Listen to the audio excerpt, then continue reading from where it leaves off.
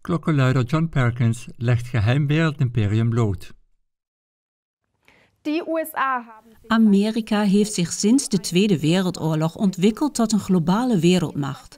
Dit blijkt onder andere daaruit dat Amerika met ongeveer 1000 steunpunten circa 95% van de wereldwijde buitenlandse militaire basissen exploiteert. Amerika is ook wereldwijd dominerend in de economische politiek.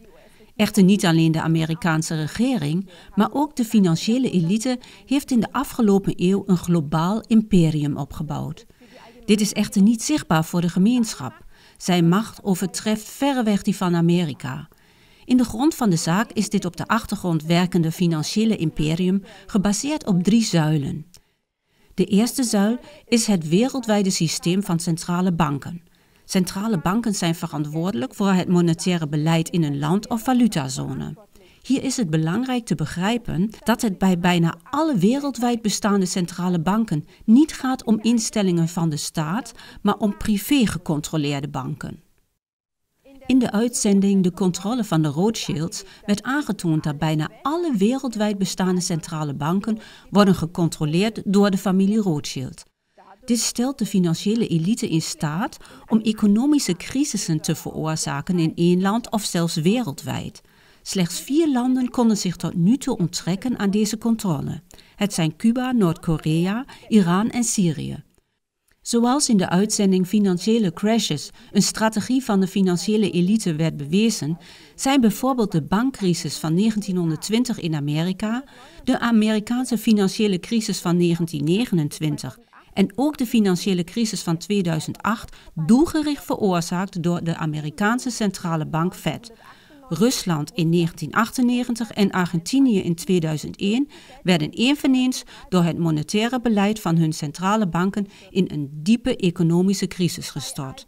Bij al deze crisissen profiteerde alleen de financiële elite, die daardoor haar macht en haar rijkdom enorm vergrootte. De bevolking daarentegen werd in nood en armoede gestort. De tweede zuil is het Internationaal Monetair Fonds IMF.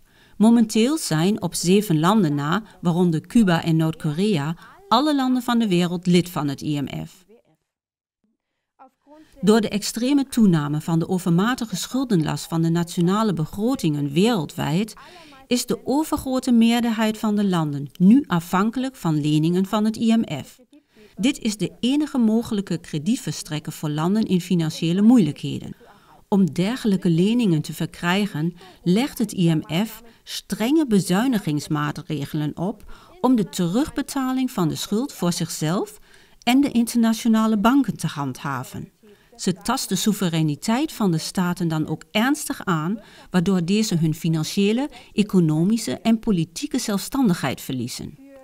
Volgens economisch expert Ernst Wolf zijn de eisen van het IMF te vergelijken met een rooftocht om de belangen van de superrijken te dienen. Ze hebben zwaarwegende gevolgen, nood en ellende bij de bevolking en hoge winsten voor internationale investeerders. De derde zuil van dit imperium wordt gevormd door de Amerikaanse regering. Volgens de onthullingen van de voormalige agent van de Amerikaanse buitenlandse inlichtingendienst NSA John Perkins dient de Amerikaanse politiek de belangen van de internationale concerns. Zoals blijkt uit een studie van het ETH Zurich, zijn deze door wederzijdse participatie zeer nauw met elkaar verweven en worden gecontroleerd door de financiële wereld. Daarmee is de Amerikaanse regering quasi handlanger van de financiële elite. Door de economische en ook militaire macht van Amerika werden de landen van de wereld zo systematisch gedwongen zich te onderwerpen aan de belangen van de financiële elite. Presidenten die bijvoorbeeld de macht van de concerns inperken ten gunste van hun eigen mensen, hun land beschermen tegen uitbuiting of de onafhankelijkheid van hun centrale banken willen behouden, werden ofwel vermoord in geheime operaties door de Amerikaanse inlichtingendienst, ofwel door een staatsgreep of heel openlijk door een Amerikaanse militaire interventie uit de macht ontzet. Hier heeft Amerika een lang en bloedig spoor nagelaten in de geschiedenis. 1953. Staatsgreep tegen premier Mohammed Mossadegh in Iran. 1954 staatsgreep tegen president Jacobo Arbenz Guzman van Guatemala. 1960 moord op Patrice Lumumba, de eerste minister-president van Congo. 1961 poging tot invasie om premier Fidel Castro in Cuba omver te werpen. 1961 Cong Ly uit de macht gezet in Laos. 1963 militaire staatsgreep tegen Ngo Dinh Diem in Zuid-Vietnam. 1963 militaire staatsgreep tegen president Juan Bosch in de Dominicaanse Republiek. 1964 militaire staatsgreep tegen president João Goulart in Brazilië. 1964 putsch tegen president Victor Paz Estenssoro in Bolivia. 1965 putsch tegen president Ahmed Sukarno in Indonesië. 1966 putsch tegen president Juan Bosch in de Dominicaanse Republiek. 1967 militaire staatsgreep tegen Georgios Papandreou in Griekenland. 1973 militaire staatsgreep tegen president Salvador Allende in Chili. 1975 staatsgreep tegen president Juan Alasco Alvarado in Peru. 1981 moord op president Carlos Aguilera in Ecuador. 1981 moord op Omar Torrijos, leider van Panama. 1983 Amerikaanse invasie in Granada na de moord op premier Maurice Bishop. 1989 Amerikaanse invasie van Panama en afzetting van machthebber Manuel Noriega. 1981 tot 1990 Amerikaanse interventies in de Contra-oorlog tegen de Sandinisten in Nicaragua. 1991 militaire staatsgreep tegen president Juan Bertrand Aristide in Haiti. 1991 door Amerika geleide militaire interventie tegen president Saddam Hussein in Irak. 1999 Kosovo-oorlog, militaire inzet van de NAVO onder oppercommando van Amerika. 2001 door Amerika geleide militaire interventie in Afghanistan tegen de Taliban. 2002 mislukte putschpoging tegen de president van Venezuela, Hugo Chavez. 2003 roze revolutie en omverwerping van president Eduard Shevardnadze in Georgië. 2003 Irak-oorlog die leidde tot de executie van president Saddam Hussein in 2006. 2005 tulpenrevolutie en omverwerping van president Askar Akayev in Kirgizië. 2011 door Amerika geleide militaire interventie tegen Libië en moord op staatshoofd Muammar al-Gaddafi. Sinds 2011 oorlog in Syrië en mislukte omverwerping van president Bashar al-Assad. 2014 omverwerping van de regering in Oekraïne tegen president Viktor Yanukovych. Precies dezelfde patronen kunnen worden waargenomen in de huidige crisissen tussen Amerika en Venezuela, Noord-Korea, Cuba en Iran. Dit komt omdat deze regeringen internationale concerns geen toegang geven tot de hulpbronnen van hun land. Ook de centrale banken van Noord-Korea, Cuba en Iran staan nog niet onder de controle van de Rothschilds. Daarom zullen deze conflicten, net als de Amerikaanse conflicten met Afghanistan, Irak en Libië, waarvan de banken voor de Amerikaanse interventie ook onafhankelijk waren, waarschijnlijk niet tot rust komen, zolang de bestaande regeringen niet omver worden geworpen en vervangen door marionettenregeringen. Op grond van deze aangetoonde samenhangen kan men ervan uitgaan dat veel toekomstige conflicten, het omverwerpen van de regeringen en ook elke economische of financiële crisis de handtekening van de internationale financiële elite zullen dragen. Zij handelen daarbij als een misdaadsyndicaat dat geen geweten en geen moraal heeft en dat hele volken in het verderf stort voor macht en geld. Het wordt tijd dat er een einde komt aan deze criminele intriges en dat zij, die hiervoor verantwoordelijk zijn, ter verantwoording worden geroepen. Bekijk aansluitend aan deze uitzending de bekentenis en de analyse van de voormalige economische moordenaar en agent van de Amerikaanse buitenlandse geheime dienst NSA John Perkins.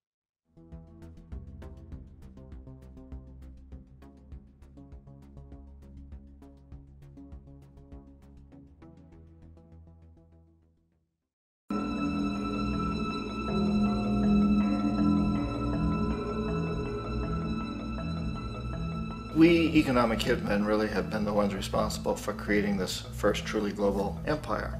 And we work many different ways.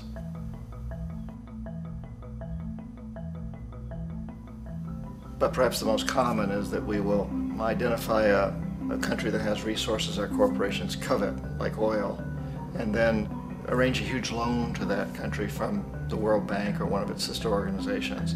But the money never actually goes to the country. Instead, it goes to our big corporations to build infrastructure projects in that country, power plants, industrial parks, ports, things that benefit a few rich people in that country, in addition to our corporations, but really don't help the majority of the people at all. However, those people, the whole country is left holding a huge debt. It's such a big debt they can't repay it, and that's part of the plan, that they can't repay it. And so at some point, we economic hitmen go back to them and say, listen, you owe us a lot of money, can't pay your debt, so sell your oil real cheap to our oil companies. Allow us to build a military base in your country, or send troops in support of ours to someplace in the world like Iraq, or vote with us on the next UN vote. To have their electric utility company privatized and their water and sewage system privatized and sold to U.S. corporations or other multinational corporations. So there was that whole mushrooming thing, and it's so typical of the way the IMF and the World Bank work, that you put a country in debt, it's such a big debt it can't pay it, and then you offer to refinance that debt and pay even more interest.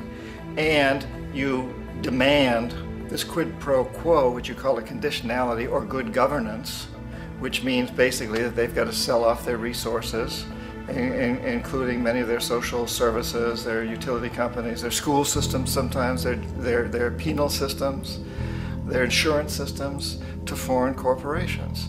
So it's a double, triple, quadruple whammy. The precedent for economic hitmen really began back in the early 50s when democratically elected Mossadegh, who was elected in Iran, he was considered to be the hope for democracy in the Middle East and around the world. He was Time Magazine's Man of the Year. But one of the things that he'd run on and began to implement was the idea that foreign oil companies needed to pay the Iranian people a lot more for the oil that they were taking out of Iran. The Iranian people should benefit from their own oil. Strange policy. We didn't like that, of course. But we were afraid to do what we normally were doing, which was to send in the military. Instead, we sent in one CIA agent, Kermit Roosevelt, Teddy Roosevelt's relative. And Kermit went in with a few $1 million and was very, very effective and efficient. And in a short amount of time, he managed to get Mossadegh overthrown and brought in the Shah of Iran to replace him, who always was favorable to oil. And it was extremely effective. Mobs overflow Tehran. Army officers shout that Mossadegh has surrendered and his regime as virtual dictator of Iran is ended. Pictures of the Shah are paraded through the streets as sentiment reverses. The Shah is welcomed home. So back here in the United States, in Washington, people looked around and said, wow, that was easy and cheap. So this established a whole new way of manipulating countries, of creating empire. The only problem with Roosevelt was that he was a card-carrying CIA agent, and had he been caught, the ramifications could have been pretty serious. So very quickly at that point, the decision was made to use private consultants to channel the money through the World Bank or the IMF or one of the other such agencies, to bring in people like me who worked for private companies, so that if we got caught, there would be no governmental ramifications.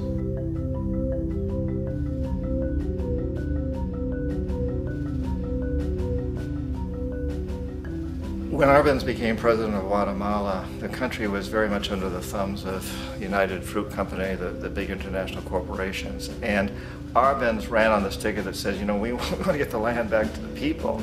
And once he took power, he was implementing policies that would do exactly that, give land rights back to the people. United Fruit didn't like that very much.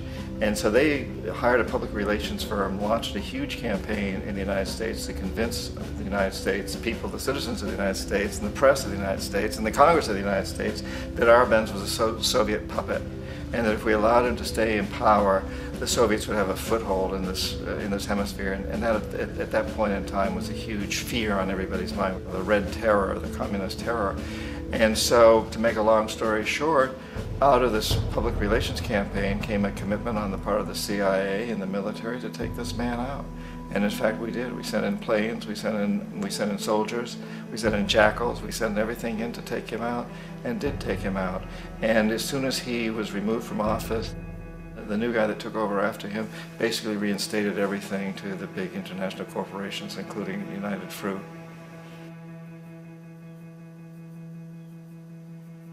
Ecuador for many, many years had been ruled by pro-US dictators, often relatively brutal. Then it was decided that they were going to have a truly democratic election. Jaime Roldos ran for office, and his main goal, he said, as president would be to make sure that Ecuador's resources were used to help the people. And he won, overwhelming, by more votes than anybody had ever won anything in Ecuador. And he began to implement these policies to make sure that the profits from oil went to help the people. Well, we didn't like that in the United States. I was sent down as one of several economic hitmen to change Roldos, to corrupt him, to bring him around, to let him know, okay, you can get very rich, you and your family, if you play our game, but if you continue to try to keep these policies you've promised, you're going to go. He wouldn't listen. He was assassinated. As soon as the plane crashed, the whole area was cordoned off. The only people allowed in were U.S. military from a nearby base and some of the Ecuadorian military. When an investigation was launched, two of the key witnesses died in car accidents before they had a chance to testify. A lot of very, very strange things that went on around the assassination of Jaime Roldos. I, like most people who've really looked at this case, have absolutely no doubt that it was an assassination. And of course, in my position as an economic hitman, I was always expecting something to happen to Jaime, whether it be a coup or assassination, I wasn't sure, but that he would be taken down because he was not being corrupted. He would not allow himself to be corrupted the way we wanted to corrupt him.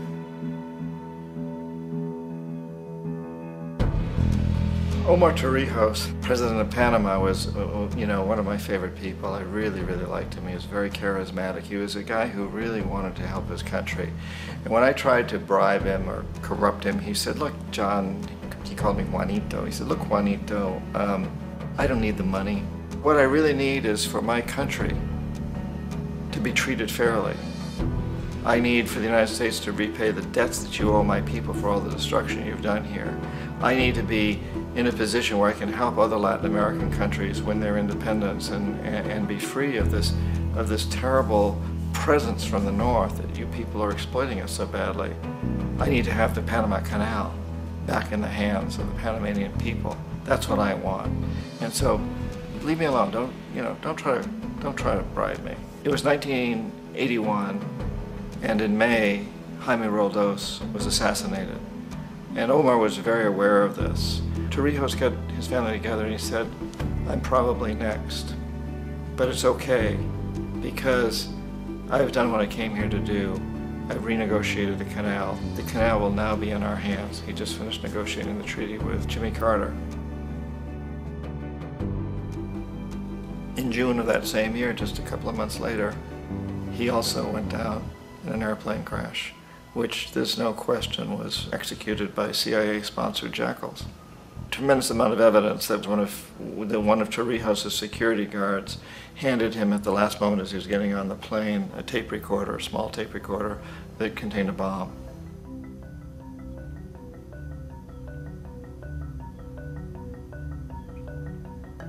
It is interesting to me how this system has continued pretty much the same way for years and years and years, except the economic hitmen have got better and better and better. Then we come up with, very recently, what happened in Venezuela. In 1998, Hugo Chavez gets elected president, following a long line of presidents who had been very corrupt and basically destroyed the economy of the country. And Chavez was elected amidst all that. Chavez stood up to the United States, and he's done it primarily demanding that Venezuelan oil be used to help the Venezuelan people. Well, we didn't like that in the United States. So in 2002, a coup was staged, which there's no question in my mind, and most other people's minds, that the CIA was behind that coup.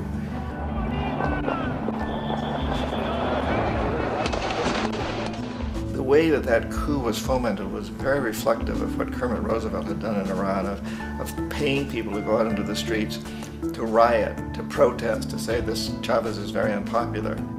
You know, if you can get a few thousand people to do that, television can make it look like it's the whole country, and things start to mushroom. Except in the case of Chavez, he was smart enough, and the people were so strongly behind him that they overcame it, which was a phenomenal moment in the history of Latin America.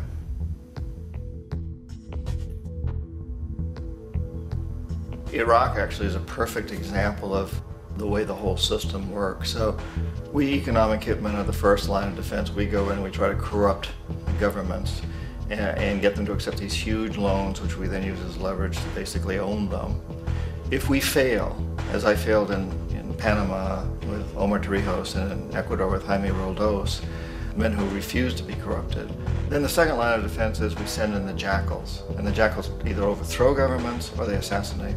And once that happens and a new government comes in, boy, it's going to toe the line because the new president knows what will happen if he doesn't.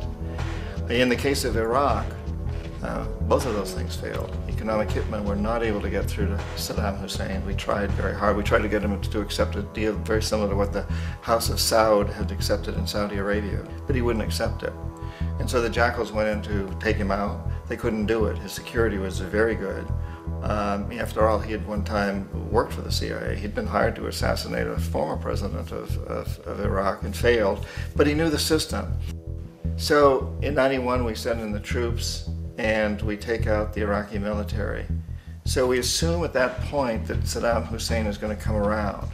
We could have taken him out, of course, at that time, but we didn't want to. He's the kind of strong man we like.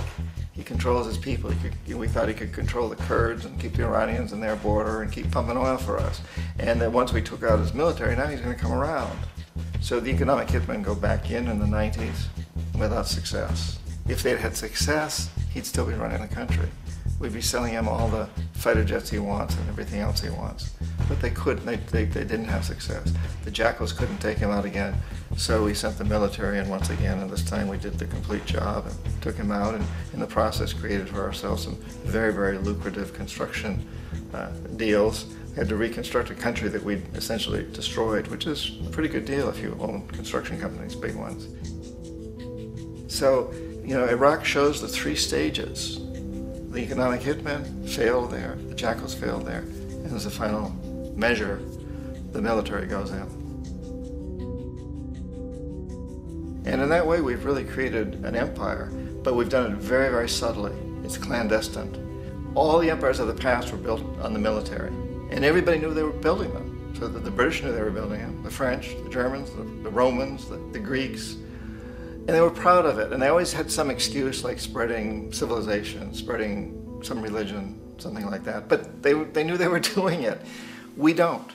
The majority of the people in the United States have no idea that we're living off the benefits of a clandestine empire, that today there's more slavery in the world than ever before. And then you have to ask yourself, well, if it's an empire, then who's the emperor? Obviously, our presidents of the United States are not emperors. An emperor is someone who's not elected, doesn't serve a limited term, and doesn't report to anyone, essentially. So you can't classify our presidents that way. But we do have what I consider to be the equivalent of the emperor, and it's what I call the corporatocracy. The corporatocracy is this group of individuals who run our biggest corporations, and they really act as the emperor of this empire. They control our media, either through direct ownership or advertising. They control most of our politicians because they finance their campaigns, either through their corporations or through personal contributions that come out of the corporations.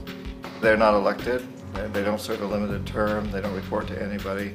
And at the very top of the corporatocracy, you really can't tell whether a person's working for a private corporation or the government because they're always moving back and forth. So, you know, you've got a guy who one moment is the president of a big construction company like Halliburton, and the next moment he's vice president of the United States, or the president who was in the oil business. And this is true whether you've got Democrats or Republicans in the office. You have them moving back and forth through the revolving door. And in a way, Our government is invisible a lot of the time, and its policies are carried out by our corporations on one level or another. And then again, the policies of the government are basically forged by the corporatocracy and then presented to the government. They become government policy. So it's an incredibly cozy relationship. This isn't a conspiracy theory type of thing. These people don't have to get together and plot to do things. They all basically work under one primary assumption, and that is that they must maximize profits regardless of the social and environmental costs.